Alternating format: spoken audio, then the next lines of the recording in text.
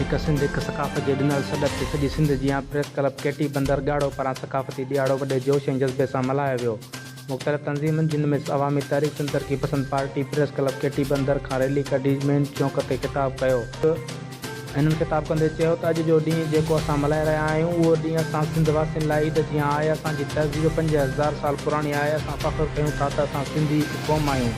हाणे असां सिंधी क़ौम खे पंहिंजे हक़नि वसीलनि जी मालिकी करणी पवंदी। नाअहल करप्ट लुटेरनि खे बेनकाब करणो पवंदो जिन हमेशह सिंध जे वसीलनि ते क़ाबिज़ थी धाड़ा हया आहिनि। उन ई मौक़े ते अवामी तहरीक तालका केटी बंदर जो सदर असलम समूह फैज़ सिंधी अब्दुल्ला राणू सिंधी सकाफत चौथी अजरक सिंधी बोली हाणे गुज़ारिश कंदुसि सिंधी रिपोर्टर अजीज़ दाशरी खे त पाण अचनि पंहिंजे ख़्याल